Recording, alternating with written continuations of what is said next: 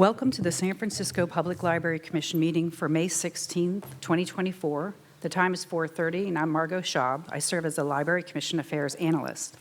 This meeting is being held in person in the main library Crett Auditorium, and members of the public can observe the meeting using the Zoom system by following the link in the library's event calendar or by calling 1-877-853-5247 and entering Zoom ID number 886-9246-3158.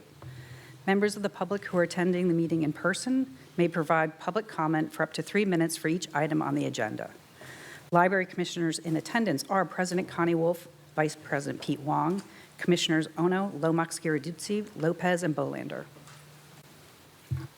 Thank you. Thank you very much. And hello and welcome to the May 16th, 2024 meeting of the San Francisco Public Library Commission.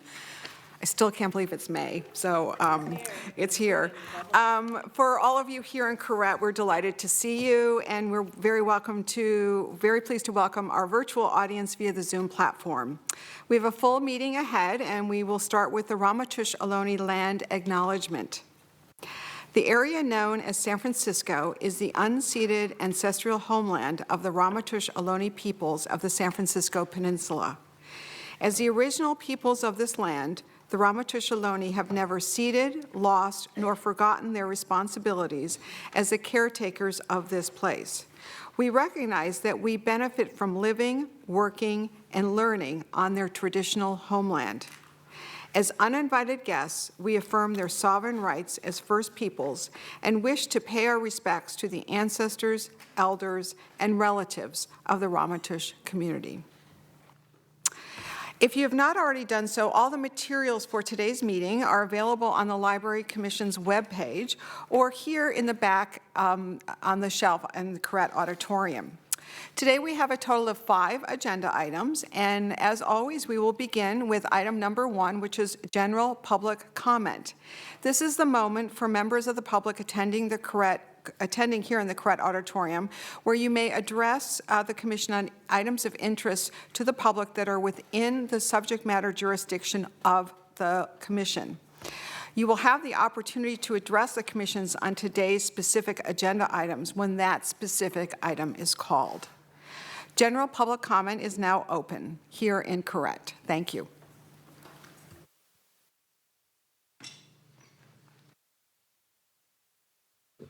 Hello, my name is HT, and a few months ago I filled out one of these forms, and it has a place for email and phone number, and I didn't hear anything back.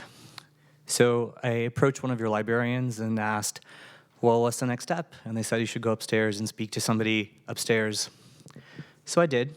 I walked upstairs, spoke to someone, and they told me that my concern is well known by the library for many years, but the library's not doing anything, and that I should probably try to email Michael Lambert directly.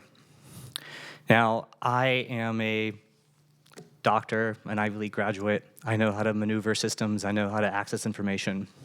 So I did. I emailed Michael Lambert directly, and it's been probably 6 weeks, and I still haven't heard back. And my problem still continues. And I've gone to other libraries, and they've said the same thing, that the problem is well known, and the fact is that the library, and specifically Michael Lambert, will not do anything about it. The problem is this. As many people in my age range and, the way I consume the library is changing. When I was 7, I went to the library to check out summer reading books.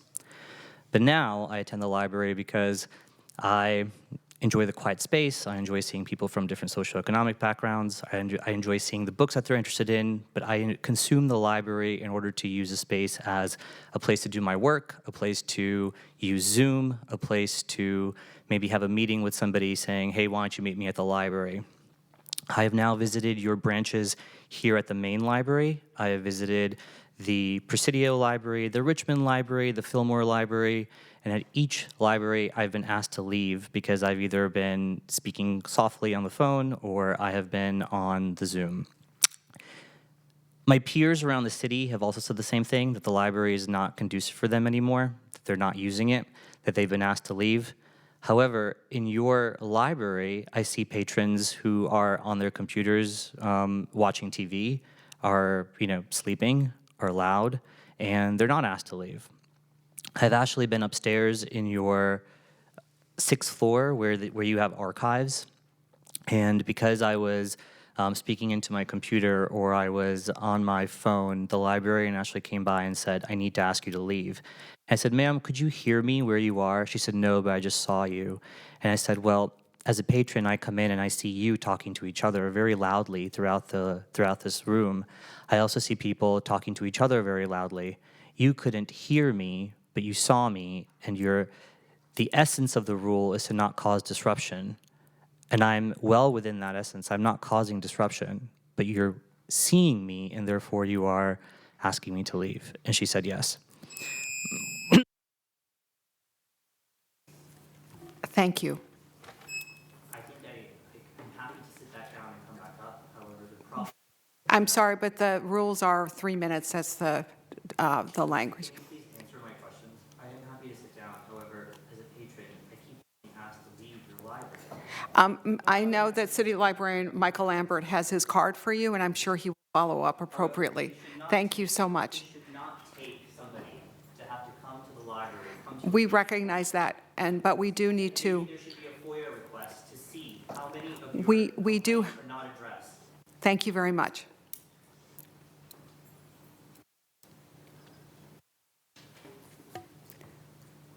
Mr. Lambert, you have my email. Further comments, please? I shouldn't have to email you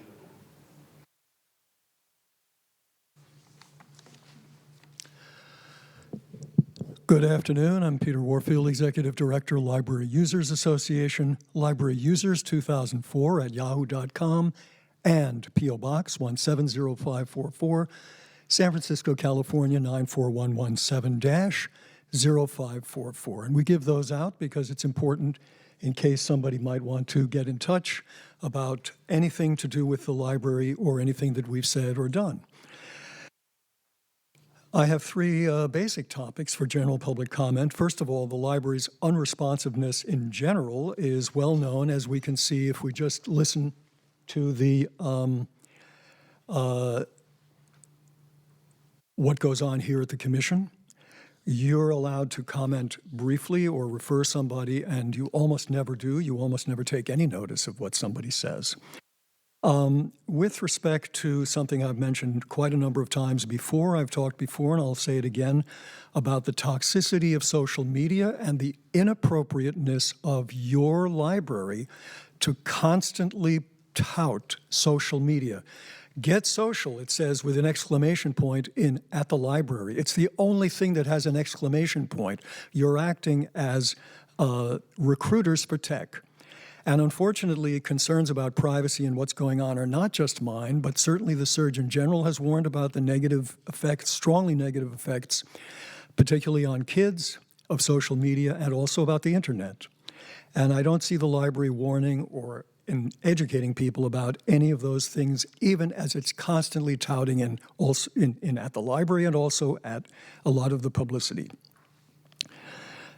Second, the tech preferences that are more and more evident, more and more meetings are remote and restricted, requiring RSVPs, on and on with restricted access. And that's not how it used to be. It used to be first come, first served at the library location. No email required, no information required to be given, and so on. And I've certainly gotten stuff with respect to Night of Ideas, unsolicited, on and on stuff coming. Finally, I'm glad to see that the Tech Week has some programs that talk about scams and dangers of being online.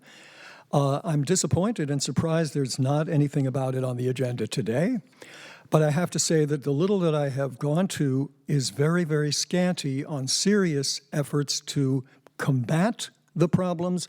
The front page of today's New York Times has a story about a scam, which without the internet would not essentially be possible in the old-fashioned library. And that's something the library has to be alert to when it's offering it to the patrons. Thank you. Thank you.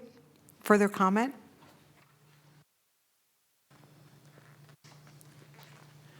Hello, everyone.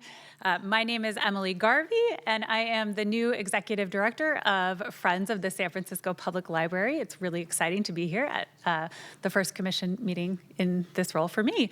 I started at Friends on Monday, so this is my 4th day, and what a great way to start.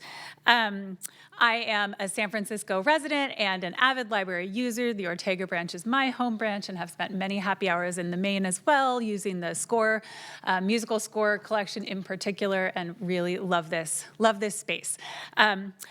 A bit about Friends and where we are at the moment. It's been an exciting few years at Friends, coming off of the success of the Library Preservation Fund and the reentry into Library Laureates Gala after the pandemic closure has excitement in the community higher than ever, and the love of the libraries really strong. Friends is committed to continuing our support of the San Francisco Public Library and adapting to meet the needs of our community. As a model institution for urban libraries, how we grow and innovate sets an exciting example for library service across the country. And the library's strategic plan is an exciting and worthy roadmap to deliver on those dreams. I am excited to work on Friends' upcoming strategic plan, which will be a strong companion to the library's strategic plan. In terms of the immediate next steps, just a quick plug for the book sale block party that is coming up on June 1st, at 16th Street in Potrero Hill. We will have over 1,000 books for sale, and our last event drew over 10,000 people. So a really strong demonstration of community and an exciting place to be on June 1st. Please consider it. Also, I would like to take a moment to thank Carrie Blanding, the outgoing interim executive director of Friends of the San Francisco Public Library, who has done a stellar job over the past 8 months at the organization, laying groundwork for our next steps as we support the library, and for our board member, Kendall Laidlaw, who graciously announced my appointment at the last meeting. I'm extremely excited to be working with each and every one of you, and please do not hesitate to reach out. I'm excited to connect and get going on this next phase of our partnership. Thanks. Thank you. Any further public comment? Seeing there's no further public comment, general public comments closed. I would, however, just like to go on record saying that we take very seriously everyone's comments during general public comment. We do have to limit it to our regulations of 3 minutes, and that we welcome people to voice their support, their concerns, and that is something that we take very seriously. So while the gentleman who was here earlier has left, but I just want to be sure everybody realizes that this is a moment for people to let us know what they are concerned about, what they're excited about, and how we can all do a better job together. So thank you. We will now turn to item number 2, which is discussion and possible action to approve the April Commission meeting minutes. We'll open it up for public comment before our own commission discussion on this item. As a reminder, please limit your public comment to this specific agenda item. Public comment is now open here in Corrette.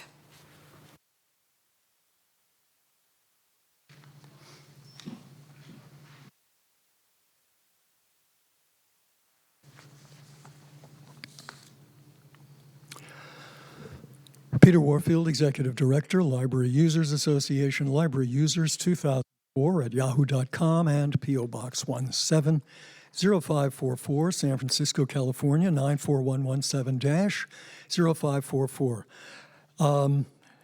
When I see about 3 people looking right away at the agenda while I'm talking, I'm thinking, gee, how much attention actually is being paid? A number of things to bring up.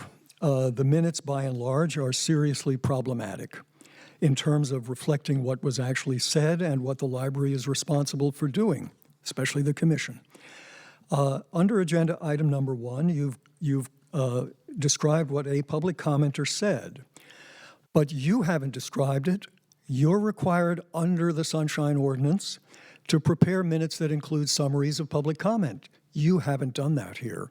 What you've done is you've taken what somebody who made public comment sent you, and that's the only description of what you have with respect to what that person said.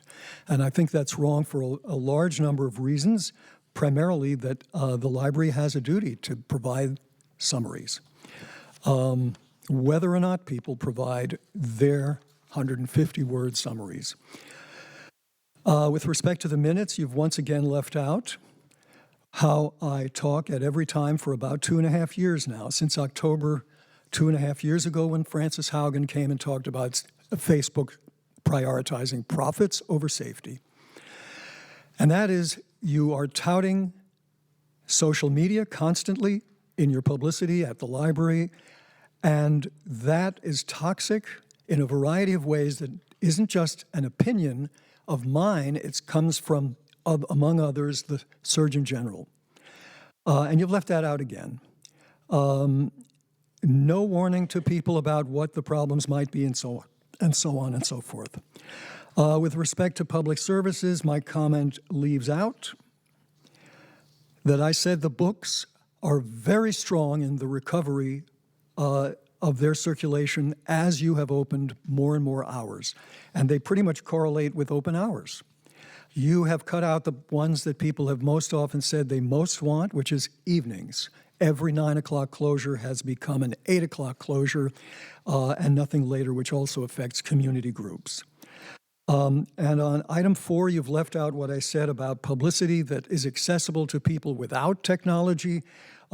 I said that I thought that there should be much more publicity for folks walking into the branches and the main library where they don't need a computer or other technology to see it. And you're leaving out information for the most vulnerable populations when you do that. Thank you. Thank you. Any further public comment regarding the April Commission meeting minutes? Seeing that there's no further public comment is now closed. And we will turn this over to Commission discussion and action. Would someone like to make a motion to approve the minutes of the April Commission meeting minutes? Seeing that there's no consistency in the feedback as to whether or not, whether to summarize or not, I think the current form is just fine and move to approve the minutes as is. Do we have a second? I second it. So we have a motion from Commissioner Huang and a second from Commissioner Lomax-Garducci to approve the minutes. And I'll take the roll call. Commissioners, please say aye or no when I call your name. President Wolf? Aye. Vice President Wong? Aye. Commissioner Ono? Aye. Commissioner Lomax-Garducci? Aye. Commissioner Lopez? Aye. Commissioner Bolander? Aye. The motion passes unanimously. Thank you. We now move to item number 3, which is going to be really exciting to hear all about, which is a discussion on Weaving Stories, the Asian American, Native Hawaiian, and Pacific Islander Heritage Month.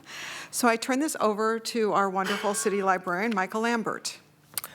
Thank you, President Wolf, and good evening, Commissioners. Happy Asian American, Native Hawaiian, and Pacific Islander Heritage Month. As the first Asian American to occupy this post as city librarian and as one of the handful of department heads who are Asian American in the city and county of San Francisco, I know firsthand representation matters. As part of the Vision 2030 strategic plan, you may recall the library is prioritizing our role as a cultural amplifier to facilitate cultural experiences that celebrate, center, and deepen understanding of the diverse communities of San Francisco. I'm pleased to report the library is widely recognized and applauded locally as one of the principal partners who lead the city's annual celebration of AA, NH, and PI Heritage Month, along with our neighbors, the Asian Art Museum, the Center for Asian American Media, and the APA Heritage Foundation. So I'm pleased to introduce some of our dynamic team members who successfully lead our Weaving Stories initiative. Hai-Ching Chen is our program manager for the Chinese Center. Anissa Milady is our adult engagement coordinator. And Jen Wu is her partner in the Community Programs and Partnerships Division as our Family Engagement Coordinator. So I'm going to turn it over to the team. Take it away. Good afternoon, Library Commissions. My name is Hai-Ching Chen, and I'm the Program Manager of the Chinese Center at the main library. The theme for this year's Asian American Native Hawaiian and Pacific Islander Heritage Month is strengthening the fabric of our community, which align perfectly with our library's celebration called Weaving Stories. The Chinese Center is presenting 4 programs to highlight the rich culture and diverse stories of the AA and HPI community in our city. That includes 2 book talks by local San Francisco authors which focus on Chinese American history in the city. Additionally, we have hosting 2 fun programs for community to celebrate. The first is Hong Kong Culture Day, showcasing Hong Kong's crusade, musical performance, cultural exhibits, and historical insight. Given the big Hong Kong community in the city, this event marked our first attempt to provide such an immersive experience to the border community. Our Chinese Center librarian, Kai he had put a lot of effort to make this event happen for the community. The second event is our Vietnamese food program to celebrating Vietnamese culture to our community, which is with a sizable Vietnamese community in the Tenderloin neighborhood, we see this as an excellent opportunity to celebrate and promote their culture. The APIA Biography Project is a collaborative effort involving multiple organizations, including the Asian American Studies Department at SFSU, the Association of Chinese Teachers, Square and Circle Club, and different departments within our library, such as the Children's Center, Chinese Center, and Newspaper Center. Each year, we select a specific topic on APIA biographies and develop activities and resources for the public as well as K-12 students and teachers. This year marks the 11th anniversary, focusing on distinguished APIA singers, past and present, local and international, who have contributed to social justice through their action and lyrics in the music industry. We have planned the follow activities: Wall of Fame and related exhibit at the Children's Center and the Chinese Center, a scavenger hunt at the main library. The first 50 children aged 12 and under receive a free prize bag, and throughout May, videos and activities will be available on the APIA Biography Project website. We extend our appreciation to our librarians across all these departments, particularly Newspaper Center librarian Jerry Deere, for their dedication and support in fostering this ongoing partnership. So next will be Anissa, our family engagement cooperative. Adult community engagement. Thank you, Hai Ching. Thank you, Hai Ching. Good evening, commissioners. All right, so we have had an incredible month celebrating One City, One Book in tandem with Asian American, Native Hawaiian, Pacific Islander Heritage Month. We had our One City, One Book main event with Catherine Ma. It was a wonderful success, standing room only, and the stage was set with a beautiful introduction from Commissioner President Wolf. The excitement doesn't stop there, though, because Catherine Ma generously will be at our Ortega branch June 1st and our Chinatown branch June 8th. And One City, One Book, Summer Stride, AA, and HPI all year round. Additionally, last week I had the pleasure to accompany Catherine at our Lincoln High School Book Club, which was very wonderful. 16 young women, the women are the readers. And it was just beautiful. It's one of my, it's not something we advertise. It's part of the internal workings of One City, One Book. And it's really touching, and it really excites me and energizes me for the work I do. I don't work with teens a lot, so just nurturing young readers and being able to see and witness these bright young scholars is really amazing to me. So you've heard, but our events calendar is back. It is back to life with events that weave together the richness of one city with the vibrancy of AA and HPI celebrations. We hosted LASA and Legacy, drawing nearly 100 attendees, eager to explore the intersection of Bay Area Filipino activism and food. Our panel, very engaging panel, who discussed, featured 3 distinct and intergenerational voices, which fostered an atmosphere of connection and community based around food and social justice. We had the honor of hosting authors Nancy Kim and Parini Sharaf for an intimate conversation. Thanks to SFPL's generosity, attendees left with copies of their books, enriching their personal libraries and continuing the dialogue sparked during that event. Mark your calendars. I hope you can make it out. May 23rd, we pay homage to legendary East Coast photographer Corky Lee at a book launch celebration of Asian Americans' 50 Years of Photographic Justice, which promises to be an unforgettable experience. Joined by the distinguished panel who will discuss Lee's impactful work and legacy. Plus, don't miss the opportunity to view a pop-up exhibit of Lee's iconic photographs. I am super excited about this event because we get to go to Vibrant Chinatown. It's also an AA, NHPI, and Pride Month combination, so we love to do that. But it also really, truly embodies the work that CPP does, partnerships, programs. This event will be hosted at the Chinese Cultural Center as well as in Ross Alley, which are sort of connected. We'll be celebrating Curtis Chen's new book, Everything I Learned in a Chinese Restaurant. Chen's book accounts the life in 1980s Detroit amidst xenophobia and the AIDS epidemic, a poignant and powerful account. The event will feature a library pop-up in which we are providing not only Chen's book, but books from a curated book list featuring amazing queer AA and HPI titles. Let's not forget about the incredible events our branch and main library departments have been hosting. I'm only highlighting two, there's many, but these two were really exceptional to me. Erin Moscow, a Japanese-American author, visited our Eureka Valley branch, I apologize, that says Glen Park, and introduced attendees to an Asian-American herbalism, blending tradition with modern wellness. Our main libraries, magazine, and newspapers department hosted 4-member panel of Asian American Journalists Association, who cover the Asian American and Pacific Islander news beat.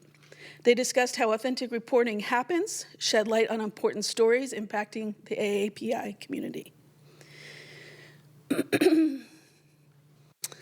At various locations, we've hosted the amazing artist and educator Katie Kwan of Real Soul. Her work showcases a vibrant world of comics and zines through the Asian American lens. And in these events, it teaches folks how to use their own experience as a storytelling medium. Katie creates a welcoming environment for attendees, and it's just such a lovely setting, and I've had her before and had her back for this series because, to me, it really taps into our older adults, and it incorporates memory, storytelling, and being with each other and talking with each other, which I think really combats the loneliness that we're seeing, as well as cognitive decline in our older adults. So I think it's really important to have these kind of events. As you can see, the library is buzzing with all kinds of energy and events, thanks to all the amazing humans we get to connect with and the friends who support our work. And thank you for your time. I'd like to turn it over to Jen Wu, our Family Community Engagement Coordinator. Good evening. My name is Jen. I'm the Family Engagement Coordinator with CPP. We have an array of illustrator and author visits for youth that pairs an activity with literacy connections. Sophie Dow, illustrator and author of her first children's picture book, Tiny Troubles, will be co-hosting a comic-making section with Minnie Fan, our 2022 Summer Stride featured artist. Minnie has illustrated a new book, Simone, written by Viet Thanh Nguyen, author of the Pulitzer Prize-winning novel, The Sympathizer. Earlier this spring, SFUSD and the library collaborated to bring Grace Lin, award-winning children's author, to the main library. The Correct Auditorium was packed with classes and families, with each participant receiving a Grace Lin book and a goodie bag, along with an appreciation for Grace's writing and artwork. This program is an example of how the library celebrates AA and HPI heritage all year round. Special thanks to Brad Williston from SFUSD for working with me to coordinate this special day. This month, Western Edition hosted local classes and families, attending an author program with Hannah Mishabek, author of Homeland, My Father Dreams of Palestine, and Maggie Takuda Hall, author of Love in the Library. Both books speak about love, family, and community during tragic events that stir up big emotions and feelings. This event is an example of what intersectionality looks like, as Mushabek is Palestinian and Tukudhal is Jewish and Japanese American. Thank you to librarian Janine Moganum for working with the authors to coordinate this event. Junjo Lee, food ethnographer and co-author of Sandra Cats in a Tiny Wild, visited Bernal Heights branch to offer a kimchi making workshop and read aloud of their book.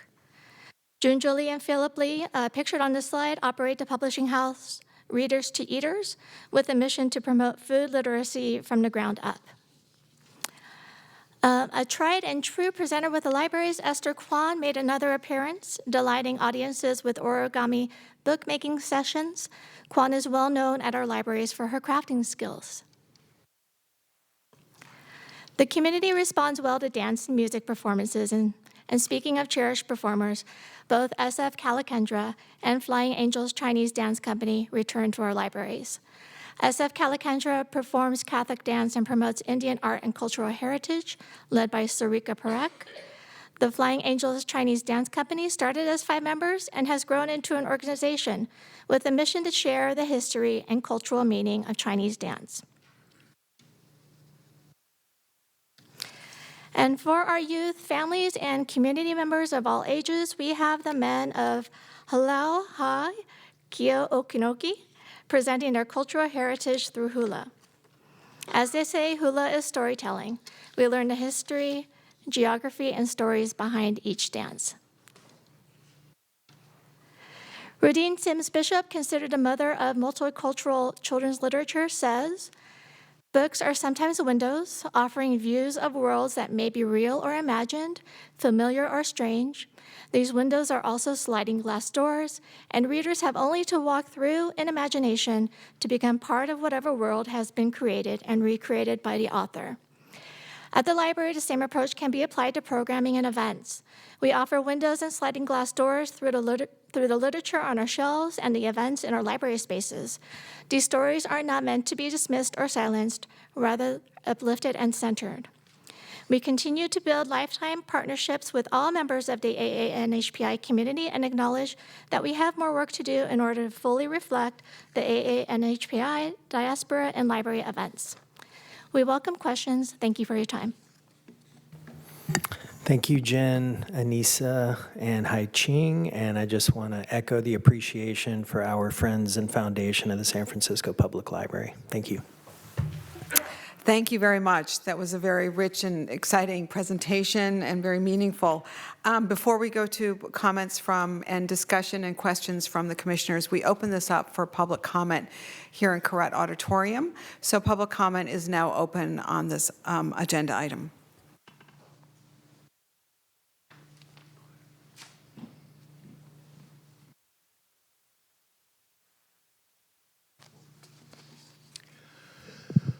Peter Warfield, Executive Director, Library Users Association, Library Users 2004 at yahoo.com, and P.O. Box 170544, San Francisco, California 94117-0544. Thank you very much for the presentations. It's always a pleasure to hear what the library is doing in general, and in particular what the library is doing with respect to cultural things and books. There are a lot of books mentioned here, which is very nice to see. And many of the programs, you've provided information enough to know whether somebody is interested to go and where it's happening. There are many actual locations being listed. On page 13, Corky Lee's Asian America, I'm not seeing where that thing is happening. That certainly looks very interesting. And the other two events look like they don't have a location as to where somebody who might be interested in attending should go or what they have to do. I'm assuming that there's a possibility that some of these anyway are remote. And when I've talked about the libraries increasing leaving out of the most vulnerable people in the publicity that they put out, who are the most vulnerable folks who don't have access to the internet or computers? minorities, older people, those with not English as their primary language, disabled people. Those are among the most vulnerable populations who need to see where and when they can show up. Yes, it's sometimes possible that a remote program might help somebody like that, and others, of course, but not knowing the information in the first place with publicity and then not knowing or having the wherewithal to get to the program can be a problem, especially for that group of folks. So thanks very much for what looks like a very full and lively program. Thank you very much. Any further public comment on this agenda item before opening it up to conversation and discussion and questions from the commissioners? Seeing there's no further public comment is now closed on this agenda item, and I welcome Hai Ching, Anissa, and Jen to be available for any questions or responses to comments and discussion from commissioners. So if there's anyone who would like to speak, let me know.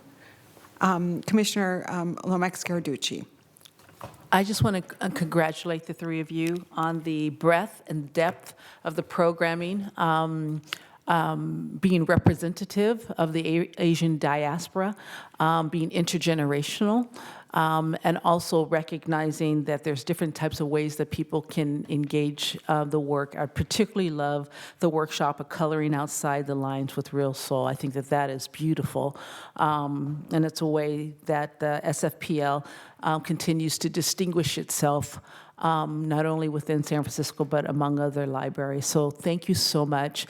There's a lot of depth here, and that depth is really where I think the transformation happens when people engage the library. So thank you to all three of you. And thank you for the continued work with our author Ma and having more opportunities for her to go around the city. Thank you. Any other further comments?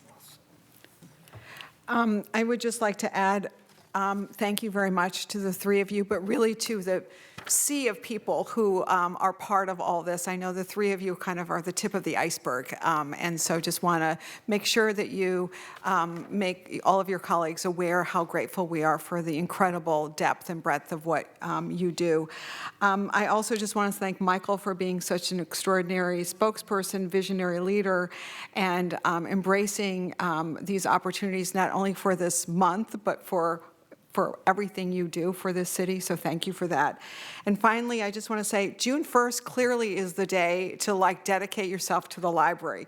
You can go hear Catherine Ma, then you can eat Vietnamese spring rolls, and then you can go to the book block party.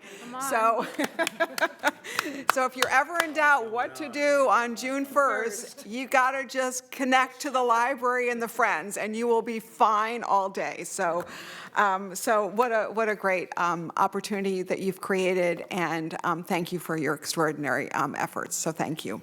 Thank you.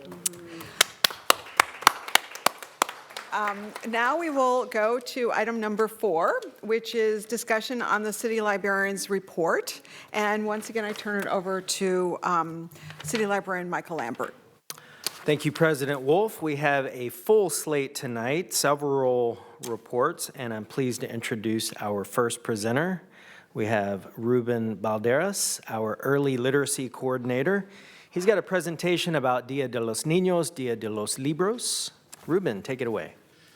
Thank you very much. Good evening, Commissioners, City Librarian Lambert, library colleagues, and members of the public. As City Librarian Lambert introduced me, I'm Ruben Balderas. I'm the library's early learning coordinator, and I'm here to share about the 25th annual celebration of the library's Dia de los Niños, Dia de los Libros program, which took place at Parque Niños Unidos in the Mission on Sunday, May 28th. San Francisco's Dia de los Niños, Dia de los Libros is a celebration of children and books rooted in a long-time Latin American tradition of celebrating children. San Francisco's first Dia de los Niños, Dia de los Libros was held in 1999, and each year since then, organizers continue to volunteer their time and resources to achieve the goal of promoting literacy and unifying families of all cultures through a community-based, child-centered event. So for Dia de los Niños, Dia de los Libros, the library partners with a variety of local arts and education organizers to host organizations, to host fun literacy-based activities and arts and crafts that families can easily replicate. All sponsors are encouraged to plan activities using recycled materials found in most homes, and importantly, provide the opportunity to engage in hands-on exploration and learning.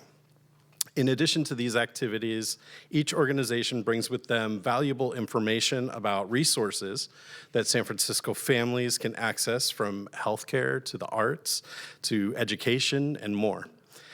This year, the library was joined by Bookwagon, Casadulas Care Center, Children's Book Project, Kindergarten to College, the San Francisco Department of Elections, Good Samaritan Resource Center, Jumpstart, KQED, Latino Task Force, MEDA, Mission Cultural Center for Latino Arts, Mission Neighborhood Centers, Mission Neighborhood Health Center, the National Park Service, Native American Health Center, San Francisco Children and Nature, San Francisco Department of Early Childhood, San Francisco Youth Theater, Tandem, Partners in Early Learning, Visión y Compromiso, and Wu Yi Children's Services. So it was a big, wide variety community event. I want to just kind of give special thanks to a few of these organizations, KQED, the San Francisco Department of Early Childhood, Good Samaritan Family Resource Center, Jumpstart, Tandem, and Wu Yi Children's Services for their role in joining members of San Francisco Public Library in organizing this whole big event. So hopefully they're listening. In addition to the wonderful activities and resources for families, each year we invite local performers and presenters to help foster a joyful atmosphere for all.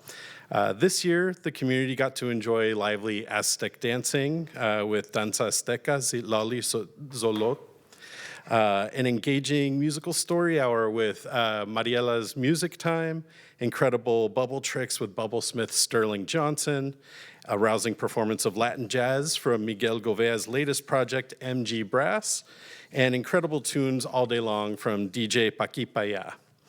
And special thanks are in order to the Mission Branch librarian, Joana Arteaga Laspina. You'll see her on the slide here. She kept the day on track as our wonderful MC. Thank you to our Mission Branch librarians, Laura Tarango and Mary Ellen Massa, for participating in the organizing committee and for working to book our wonderful performers for the day. And I want to thank Commissioner Lopez for participating and sharing words with those in attendance. Next, I wanted to kind of zoom in and take a look at what SFPL was doing that day at the library. First thing we did was a book giveaway. San Francisco Public Library gave away about 1,000 children's books in multiple languages, including English, Spanish, Chinese, and bilingual books that have kind of all of those languages represented. And we handed them out to youth to add to or start their home libraries. This annual celebration has now seen SFPL distribute over 20,000 multilingual books into the community. The bookmobile was also there. They were powering the stage and also allowing families to come on board, get a library card, check out books. We had teen interns from the mix who were there leading a button-making activity, engaging with the younger children, and getting valuable work experience that they can take with them, put it on their college applications, they can apply it to future employment. It was fantastic to see them all out there. And we had our Fog Readers program there to talk to parents about San Francisco Public Library's reading remediation program for students in grades 1 through 4, Fog Readers, and to let them know about an upcoming family orientation that was going to be taking place in person in the Mission, and that's happening this month. So it was a big lift making sure an event like this runs smoothly. So I want to be sure to thank the SFPL staff who helped make it happen. Hillary Ake, William Alvides, Joanna Arteaga Espina, Shima Avalos, Suzanne Beatty, Elaine Bozanelos, Norm Carlotta, Christy Estrovitz, Carol Guzman, Bon Harris, Betty Ho, Michelle Jeffers, Sarah Kamaker, Maricela Leon Barrera, Alejandra Magallon, Mary Ellen Massa, Chris McAuliffe, Galen Obeck, Kate Patterson, Eve Pena, Marty Panola and the Mix interns, Ileana Pulu, Denise Schmidt, Kelly Sheehan, Sarah Stone, Laura Tarango, Jamie Wong, Jen Wu, and our custodial and finance teams. And of course, I want to thank the Friends of the San Francisco Public Library for making programs like this possible. And I think next I'm passing it to my colleague, Jonathan Steinmetz, who's going to talk about the BST's work on Financial Capability Month.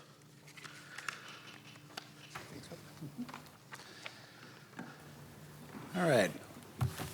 Well, my name is Jonathan Steinmetz, and I'm the Personal Finance Librarian at the Business Science and Technology Center here at the Main. And thank you for inviting me to speak about our recent Financial Capability Month campaign. It was a very successful month full of programming to help our patrons improve their financial well-being. National Financial Capability Month is an annual campaign held every April to promote financial literacy and connect people to the information and resources they need to improve their financial lives and plan for the future. Here at SFPL, we presented programs on a range of personal finance topics and offered access to one-on-one help from financial coaches and certified financial planners. This year, we offered a total of 15 events, including 13 virtual programs and 2 in-person programs presented by our colleagues at the Richmond and Glen Park branches. Patrons were also able to access one-on-one financial help throughout the month with our partners at Smart Money Coaching and Advisors Give Back. And we were also pleased to offer live streaming of 2 of April's programs in the Bridges Learning Studio.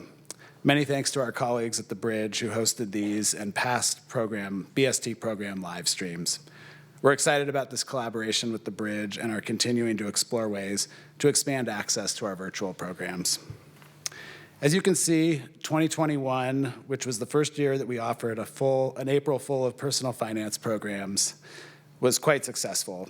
Fourth floor manager Leah Hillman, in addition to setting a very high bar, laid the groundwork for the future of our programming on this subject by identifying many of the industry experts that have become regular presenters for our department. This year, we saw a significant jump in attendance compared to the past couple years, with over 1,200 people attending our presentations and workshops. We also had 69 people meet with Smart Money coaches during the month. This was a very successful campaign as measured by the level of engagement we saw from our patrons. And it also served as a great promotional opportunity to increase awareness of all the ways the library can assist people in managing and improving their finances. With the help of Kate Patterson, Jamie Wong, and Betty Ho from SFPL's Public Affairs team, we were able to get the word out about all the great personal finance resources available at the library through a marketing campaign that included some great local media coverage.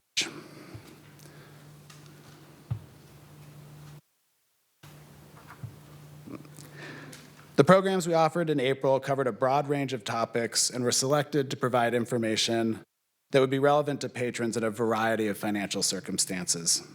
I'd like to express my gratitude for the guidance and assistance provided by BST Program Manager Ramon Hernandez in selecting program topics, working with our presenters, and hosting several of the events. We kicked off the month with Financial First Aid, which addressed how to confront a financial crisis, and followed with presentations that covered topics like money management, the financial planning process, investing, protecting yourself with insurance, saving for retirement, estate planning, financial decision-making, and how to avoid scams and fraud. I'd like to acknowledge our amazing roster of presenters who incredibly contribute their time and expertise at no charge to the library.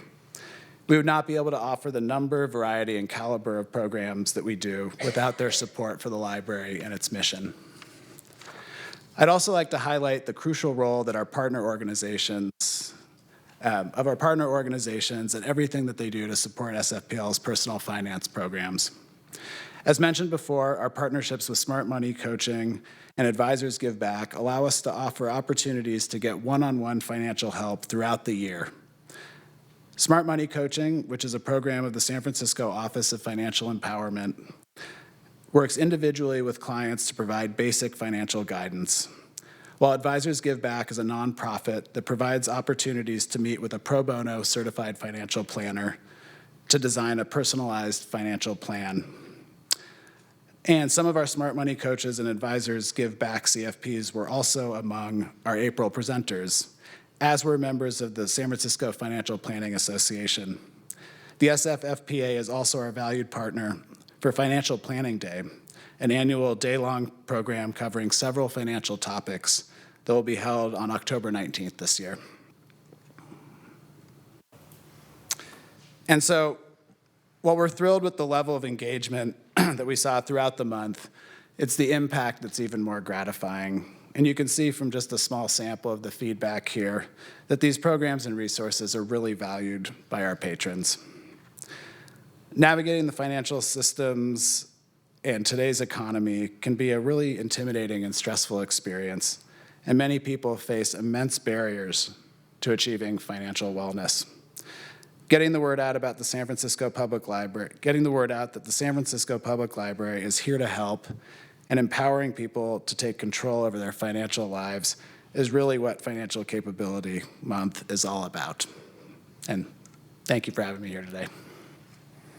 And I'm going to turn it over to Mel Reyes and Julianne Randolph, right?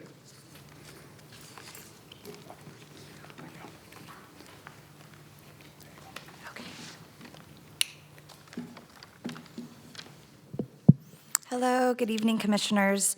My name is Melissa, or Mel Reyes, and I have been San Francisco Public Library's Tenderloin Outreach Librarian for almost a year and a half now. I am excited to share the culmination of some of my outreach work with you all tonight. From April 21st to 27th, the library participated in the second annual I Love Tenderloin Week. The week-long celebration comprised of over 24 events that welcomed residents and visitors to connect with the Tenderloin's rich artistic, culinary, and cultural offerings, and community building that celebrates all of the positive attributes of this diverse and eclectic neighborhood despite its gritty reputation. We hosted 2 inaugural events for I Love Tenderloin Week.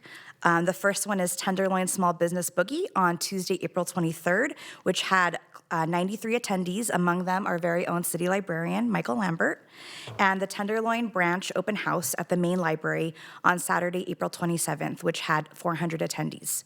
Before I continue, I wanted to introduce my colleague, Julianne Randolph, our small business librarian, to share more about our very successful Small Business Boogie.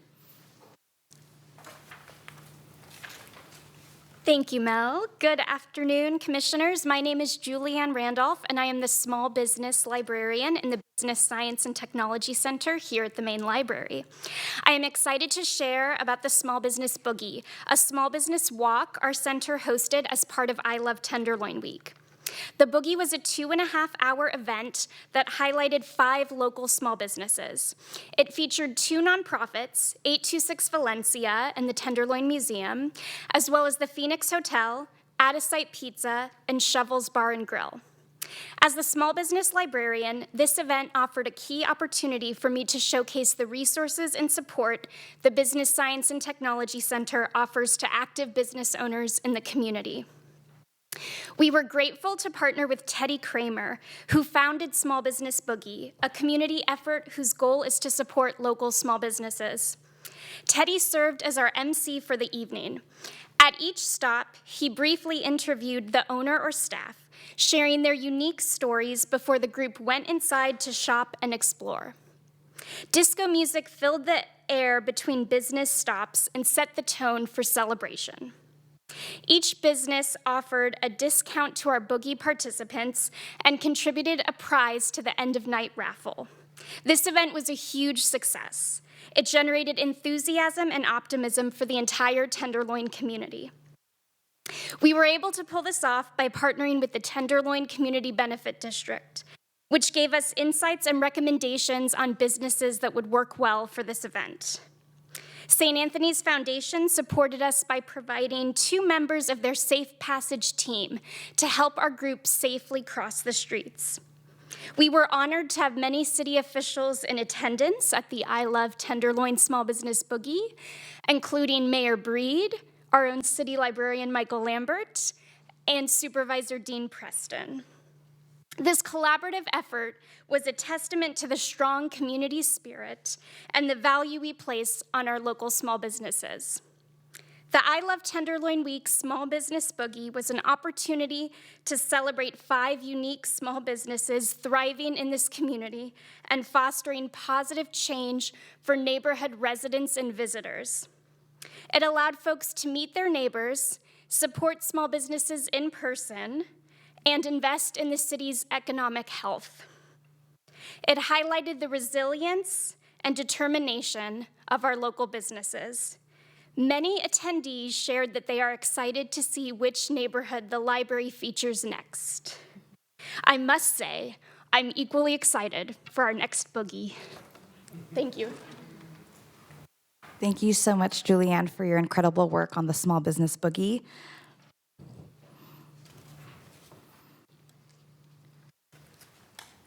I wanted to also share that during this week of I Love Tenderloin Week, we hosted the inaugural Tenderloin Community Branch Open House, activating different floors of the main library for the week, with the support of an I Love Tenderloin task force, which comprised of different main department representatives.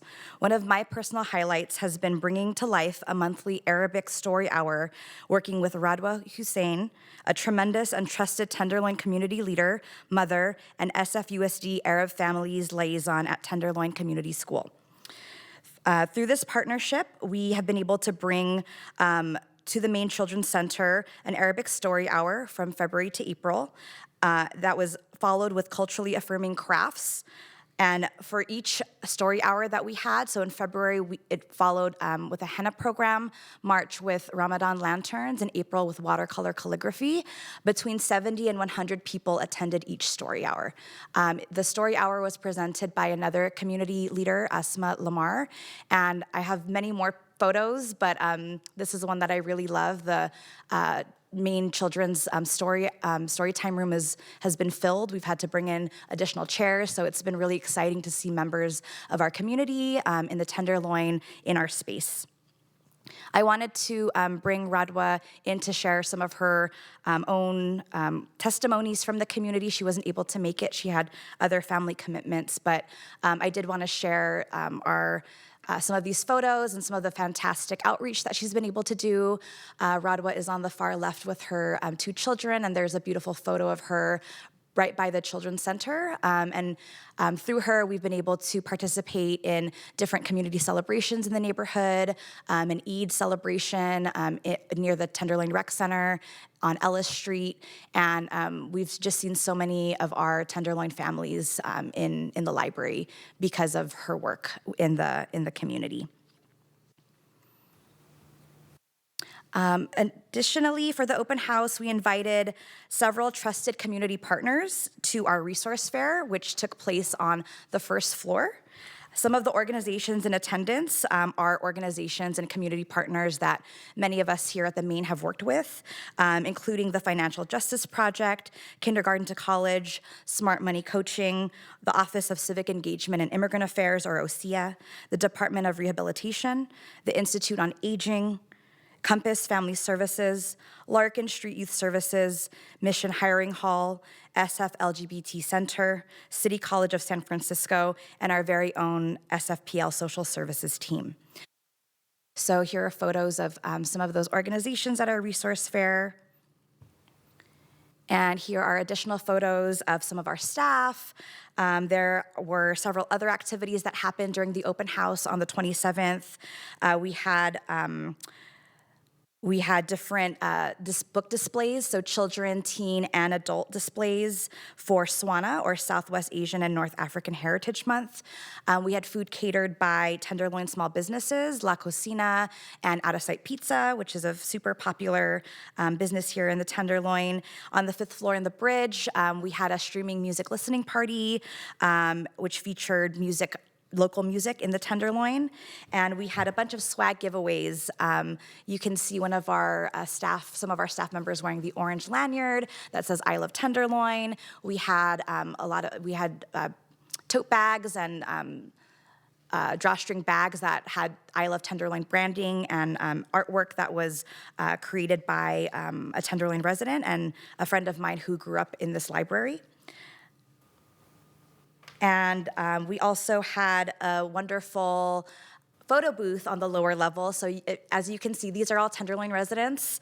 And many of these photos are going to be added to our Tenderloin archive. So just wanted to share some of their beautiful faces. And before I end my presentation, I just wanted to share with all of you how fulfilling this work has been for me.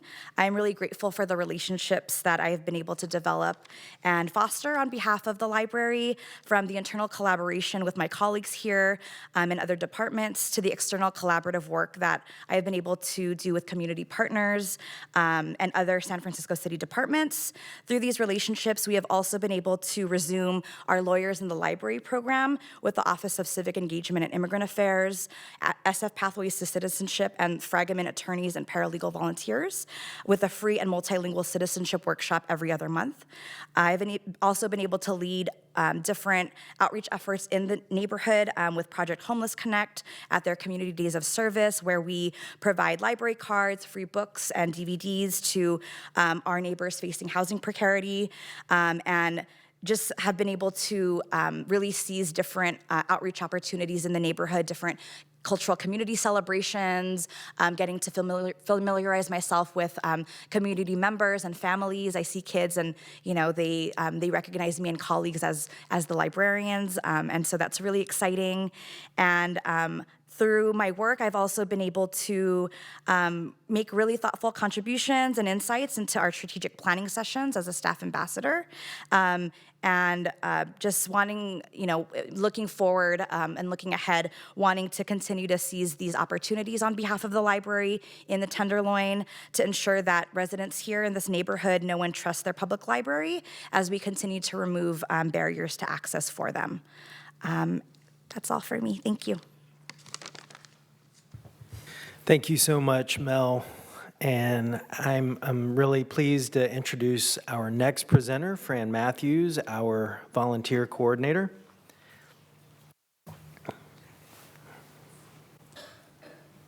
There we go. Good afternoon. It's lovely to be back in front of you. I was here in December, and we're going to be ending on sort of a light note. I'm here to talk about a party. We had a wonderful volunteer appreciation event that the Bridge Learning and Literacy staff helped out with in April, which is the National Volunteer Month, and we celebrated all of our volunteers, some of whom you see up there.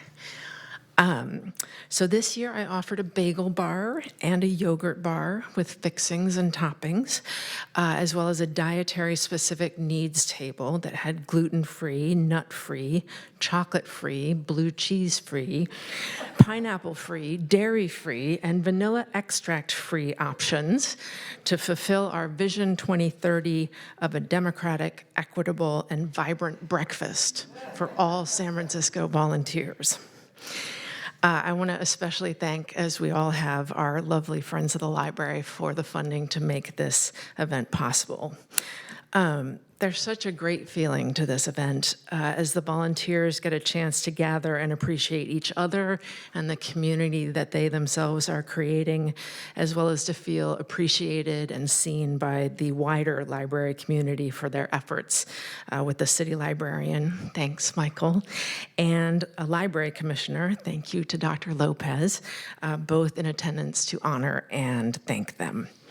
It's also a chance for the Bridge tutoring staff to meet in a less formal environment, to spend time with their volunteers, serving them in exchange for them having served our kids and other learners throughout the year. They get to hear some stories in a less structured environment and get to know them better outside of their tutoring roles. And in a stroke of good luck this year, we were able to introduce the ESL tutors to their new lead, Kim, who had just started as the ESL librarian the week before. So we have a wide variety of volunteers, the FOG and the ESL and the Project Read tutors and some tech help tutors. We only had one of our couple of dozen tech tutors attend, so she got to soak up all the praise from the library's digital equity manager, who was also there. I think many of our techies are in their 20s and 30s, so they're unfamiliar with this cultural practice of physically transporting themselves to a location to have a meal, rather than having the meal delivered to them by a phone app. But I'm thinking I'm going to pitch it as a flash mob next year and see if I can lure them in under false pretenses. Speaking of tech, I think I managed to confuse all the volunteers of all ages by calling this year's Volunteer Appreciation Gift a mobile reading platform. But you have received one. It is a SFPL branded picnic blanket. And I wish you a happy summer reading atop it, or probably wrapped up in it as the fog rolls in. So thank you. And one note, sort of looking forward, youth volunteers will get another party in August, and we have over 200 applications right now for the summer youth volunteer program. So that's going to be a banger too. Thank you so much, Fran. And our closer this evening is Allison Wyckoff, our exhibitions director. And she's going to give you a preview of a brand new exhibition that is opening right now.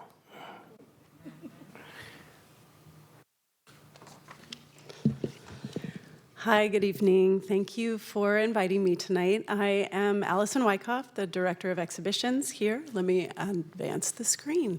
And as Michael said, I'm going to introduce you briefly to our summer exhibition, Ralph Chassé, A San Francisco Century, which opens today and runs through August 18th in the Jewett Gallery right across the hall. I'm going to keep this short and sweet to encourage all of you in the room and you commissioners to come across the hall with me for tonight's soft opening and tour with the guest curator, Glenn Helfand.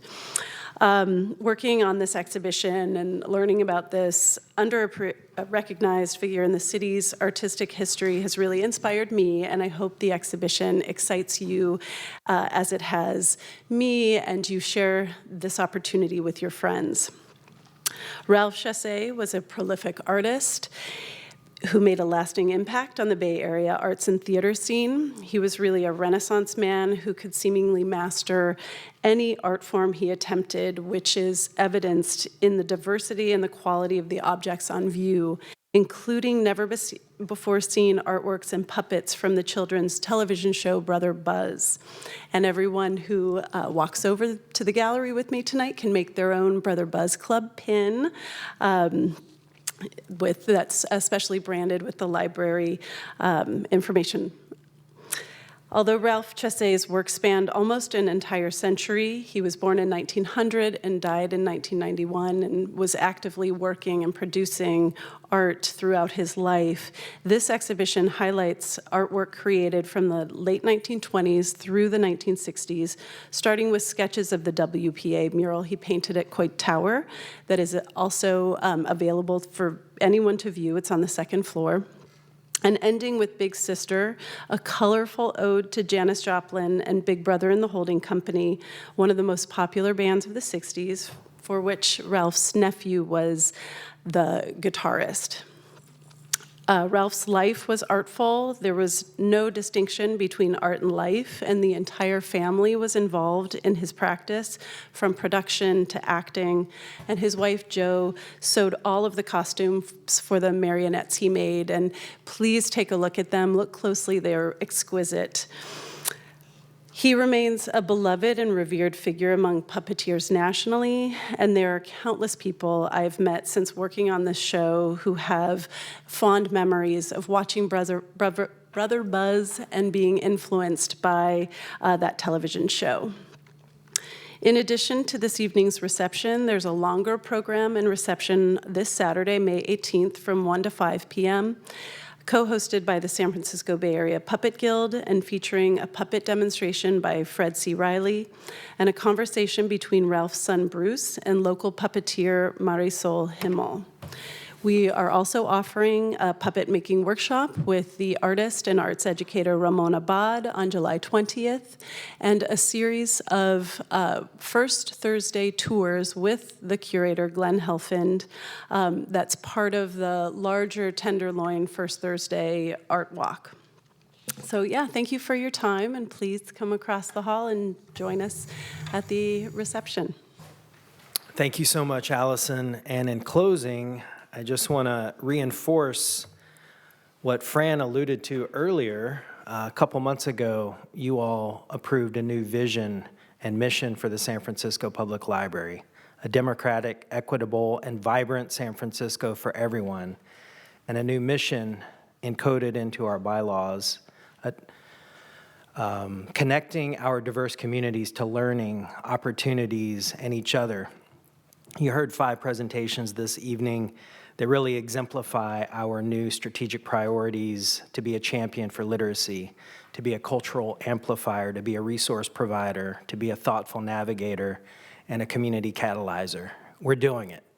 And that concludes the City Librarian's report. Thank you very much, Michael, and thank you to Ruben, Jonathan, Mel, and Fran for your great presentations. Before we open it up for discussion and questions from the commissioners, we really welcome the opportunity for any public comment on this agenda item.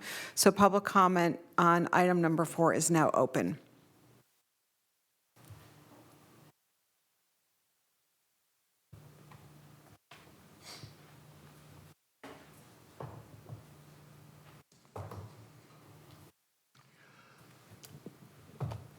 Peter Warfield, Executive Director, Library Users Association, Library Users 2004@yahoo.com, and P.O. Box 170544, San Francisco, California 94117-0544.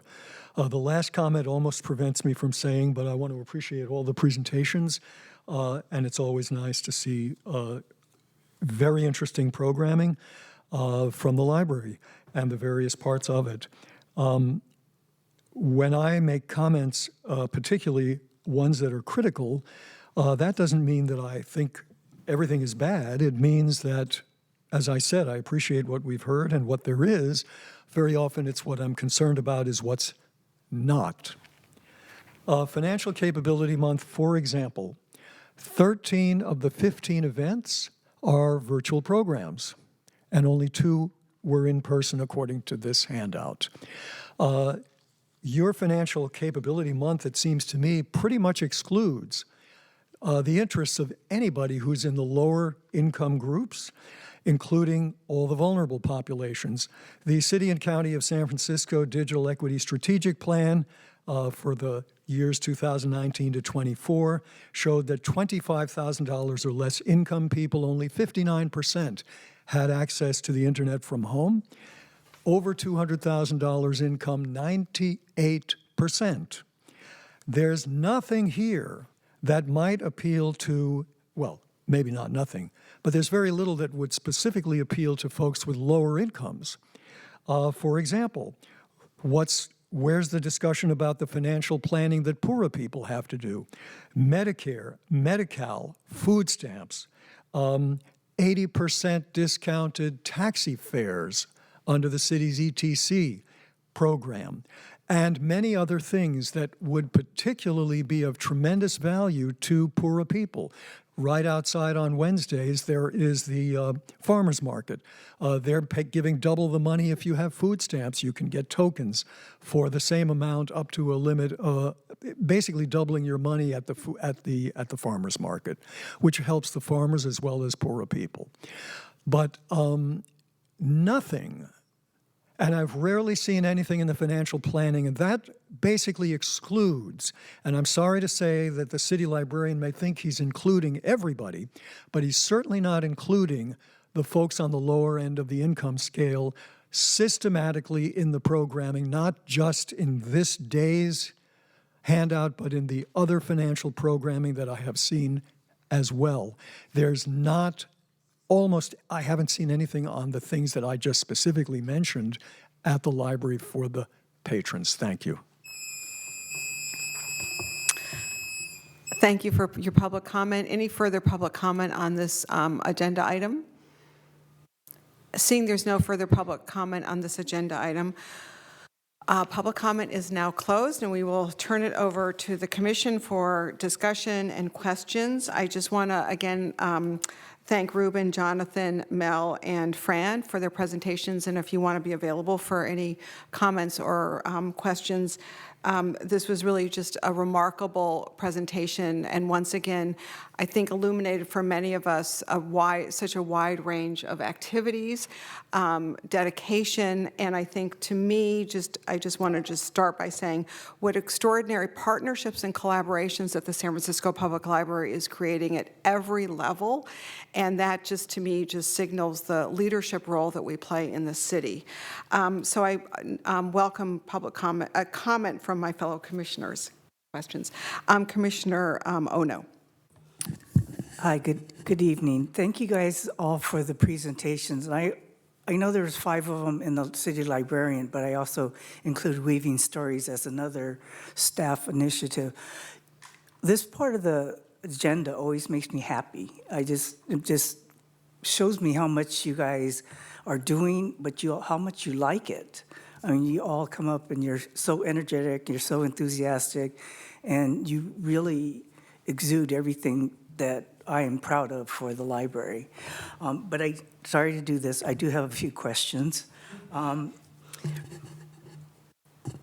For the financial planning piece, I just wanted later, you can do this later on. I was just wondering if you had a breakdown of the types of people that attended, and any other demographics that you have, and you can just report back on that later. The other question is, when is the next boogie? Because I really want to go. So if you can let me know ahead of time so I can put it on my calendar. And regarding the volunteer appreciation, I usually try to make that one because, again, all the volunteers are just so happy that they're doing it. And getting thanked in return is something they're not expecting because they're just doing it to do it. But you guys really make them feel special. So, and I really want to thank Commissioner Lopez for attending, DIA and also the volunteer appreciation. And we will be walking over later on, Allison, to see the new exhibit. So thank you again for making me happy at the end of the day.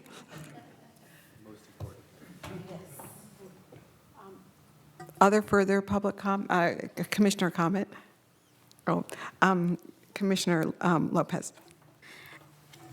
I do want to echo what Commissioner Ono said, but one of the things that always impressed me is that the partnerships that we're developing with different community and neighborhoods. And Francis, if I ever throw a party, you're hired as the caterer. Because it was amazing. It was great. It was like, wow. Every detail, everything. So thank you. I did have the opportunity to interact with some of the volunteers who, for the very first time, were meeting themselves because they've been on, they have their participant and they don't get to talk. So they were really excited and they're doing that. I mean, they're volunteering because, they get so much joy and they see the need. And many of them were saying, I wish I could do more. So that was really amazing. Ruben, Dia de los Niños, oh my God, this is growing. It was like way more booths and the excitement, the singer, whoever hired her, what a boys, and the children were so engaged. And you know, sometimes we think of neighborhoods and think of specific communities, but in reality, we're so diverse, and these neighborhoods are multicultural, and these events, like Dia de los Niños, Dia del Libro happened in the Mission, but it was international, to be quite honest. And from what I see in the Tenderloin, you know, the boogie, it just really enhances what San Francisco is all about. So you all make us look really good. Mel, I can feel your joy of doing what you do. And I just want to say that the partnership, the Friends of the Library, we couldn't do this without your support. And not only that you provide resources, but your staff are also there at those events. And I enjoy running into, you know, the staff as well. So thank you all. I think, Jonathan, I think I should have taken some of those finances workshops. I think those were like, you know, especially in my 20s, that would have helped. But I just really think that in the scope of everything that people is going through, like finances, bringing some joy and knowing that they're so resilient and people are still willing to volunteer and do all of that, it's just amazing. So echo with what Commissioner Ono said, we're living with a very happy heart and a smile in our faces. So thank you all. Thank you very much, and thank you, Commissioner Lopez, for participating in some of the events. I just want to once again thank Ruben for your leading that effort. For Jonathan, I had no idea we were doing all that. I hope we're doing more of it besides the month of April. And Mel, I think what's really remarkable is how we're really serving the immediate community and not making the Maine feel so big, but creating a kind of community. And what you're doing in a year and a half is kind of amazing. And so thank you for your enthusiasm and kind of brilliance in bringing the community together in such meaningful ways. I just also want to thank Julianne for your contributions, for bringing the small business into this, because that is such an important component of the Tenderloin. So we appreciate your service. Fran, I agree with Commissioner Lopez, like, come do everybody's party and figure out what the swag is. You make really great swag. And I also just want to, again, thank Allison for leading this exhibition that I think we're all really excited to see. So thank you for building these partnerships, these collaborations. They really give depth and breadth to who we are. They build communities. They ensure impact and endurance and legacy. And so this is so important, what everyone's doing. And again, to the Friends for helping make this possible. So this concludes the main portion of our meeting, and we will now move on to item number 5, which is adjournment. So before we adjourn, we open this up to public comment on this item. So public comment is now open on agenda item number 5.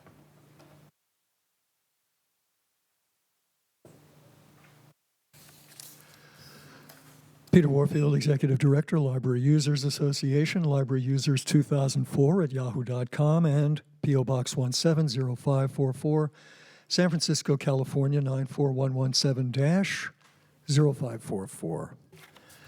I have said it before, and I'll say it again. You used to, and you still could, insist before you adjourn that future meetings of the Library Commission have on their agendas, as you used to do, and also other bodies still do.